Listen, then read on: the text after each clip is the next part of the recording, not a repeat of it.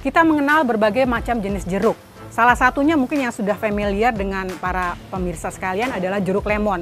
Yang satu lagi adalah cukup kita kenal, yakni adalah jeruk nipis, di mana umumnya jeruk nipis lebih banyak digunakan untuk mencampur makanan. Nah, sebenarnya apa perbedaan antara kedua jenis jeruk ini? Kita lihat bahwa ada berbagai perbedaan yang mendasar dari kedua jeruk ini dalam hal kandungan zat aktifnya dan manfaat bagi kesehatan. Pertama-tama kita akan mengenal apa itu jeruk nipis. Jeruk nipis terdapat banyak kandungan vitamin C, jauh lebih banyak dibandingkan jeruk lemon. Di dalam jeruk nipis terkandung banyak vitamin C, lebih kurang sekitar 40 mg per satu buah jeruk nipis. Sehingga bila kita menginginkan manfaat vitamin C, misalnya untuk meningkatkan imunitas tubuh, maka lebih baik kita mengkonsumsi jeruk nipis ini. Di samping itu, di dalam jeruk nipis terkandung banyak flavonoid, yakni zat yang bersifat antioksidan. Sedangkan di dalam jeruk lemon lebih banyak terkandung mineral, misalnya Fe, zat besi, atau kalsium. Manfaat kesehatan yang bisa diambil dari jeruk nipis, misalnya untuk melegakan pernafasan sehingga dapat meredakan batuk, atau bila kita ingin meningkatkan imunitas tubuh, kita bisa mengkonsumsi jeruk nipis secara teratur. Di segmen Hidup Sehat Plus kali ini, Dr. Wawai Muli Arozal akan menjawab mitos yang beredar di masyarakat. Apa saja ya? Yuk kita simak. Fakta mitos yang pertama, mengonsumsi air jeruk nipis dapat membantu menurunkan berat badan. Tapi itu fakta atau mitos? Yang ini adalah mitos. Memang banyak sekali opini yang beredar di masyarakat bahwa meminum perasan jeruk nipis dapat membantu menurunkan berat badan. Kita tahu bahwa berbagai faktor dapat menyebabkan meningkat atau menurunnya berat badan. Kita harus ingat bahwa yang utama adalah asupan gizi yang adekuat, asupan gizi yang seimbang, dan yang lebih penting adalah exercise atau aktivitas fisik yang sesuai dengan kebutuhan kita. Fakta mitos kedua, batuk merupakan respon tubuh untuk mengeluarkan zat atau benda asing pada saluran pernafasan. Mitosnya, jeruk nipis dapat dikonsumsi untuk meredakan batuk. Benarkah itu fakta atau mitos? Yang ini adalah fakta. Yang menarik dari jeruk nipis ini, dia dapat membantu mengurangi sekret atau mengencerkan lendir, sehingga lendir menjadi lebih mudah keluar dan itu akan membantu meredakan batuk.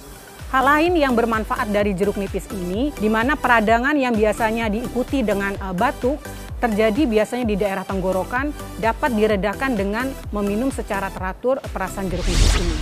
Fakta mitos ketiga, mitosnya mengonsumsi jeruk nipis secara berlebihan justru dapat menyebabkan gangguan kesehatan. Salah satunya adalah migrain. Benarkah?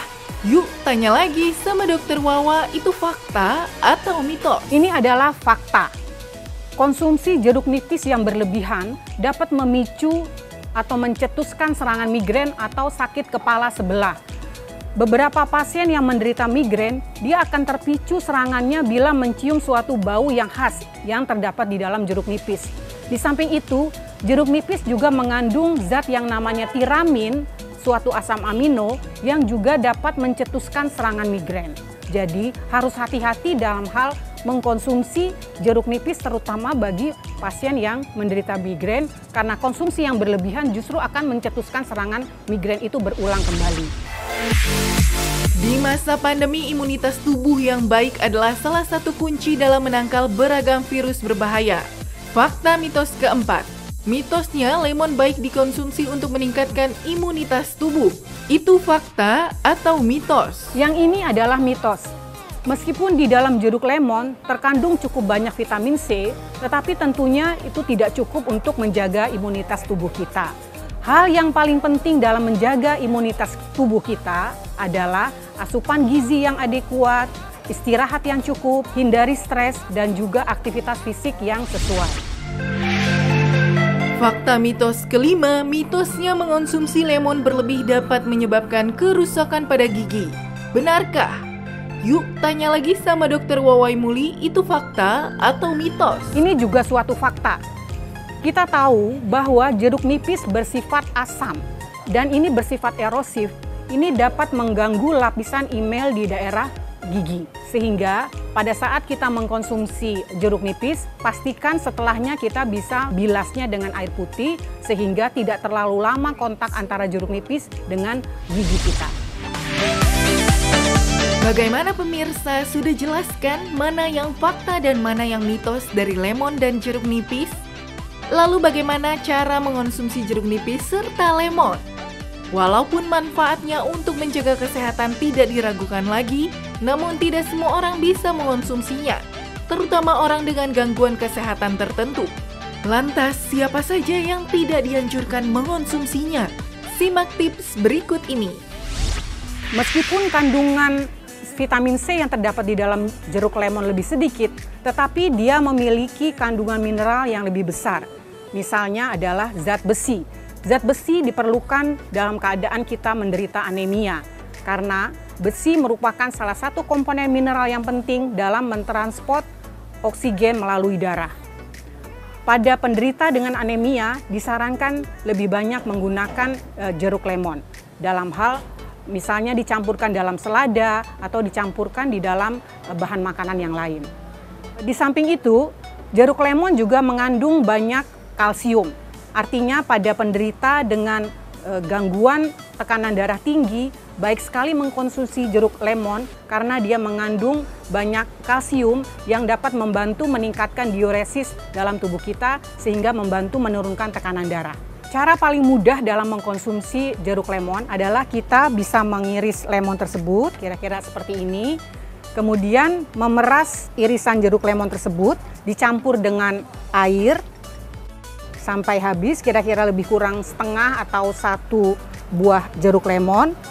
Nah, untuk mengurangi rasa asam oleh karena perasan jeruk lemon tadi, kita bisa memberi campuran dengan madu. Kita tahu madu memiliki banyak manfaat kesehatan.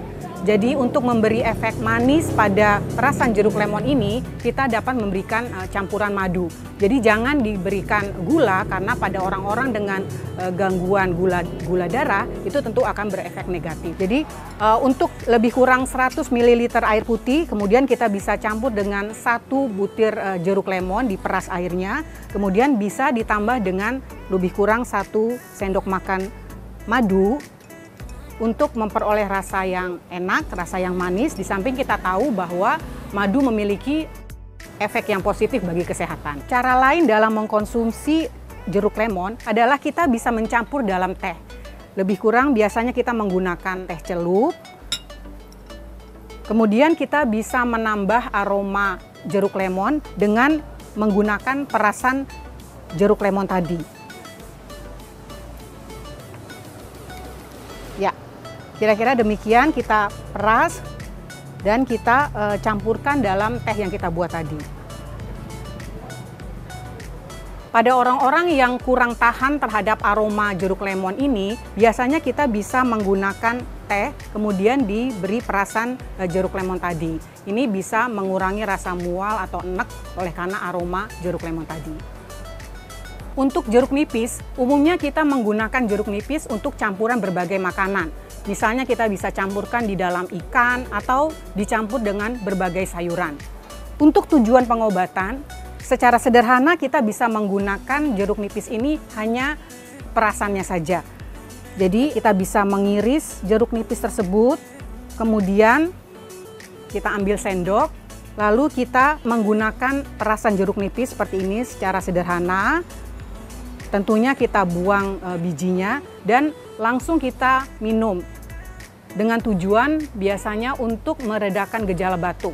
Karena zat-zat aktif yang terdapat di dalam jeruk nipis ini mampu mengencerkan lendir sehingga meredakan batuk karena lebih banyak lendir yang lebih mudah keluar. Hal-hal yang perlu diperhatikan dalam mengkonsumsi jeruk lemon maupun jeruk nipis, kita harus ingat pada orang-orang yang menderita penyakit lambung, misalnya GERD, gastritis, tentu harus dihindari penggunaan berlebih dari kedua jeruk ini. Mengapa demikian? Karena kedua jeruk ini dapat meningkatkan produksi asam lambung yang tentunya akan berbahaya bagi penderita dengan gangguan fungsi lambung. Hal yang perlu diperhatikan adalah jangan terlalu kontak lama antara jeruk nipis ini dengan daerah mulut kita. Karena keasaman yang terlalu tinggi akan menyebabkan gusi dan gingiva kita akan menjadi erosi. Umumnya setelah kita mengkonsumsi jeruk nipis atau jeruk lemon, biasakanlah untuk kemudian meminum air putih dan kumur-kumur seperti itu untuk menghilangkan keasaman yang berlebih pada rongga mulut kita.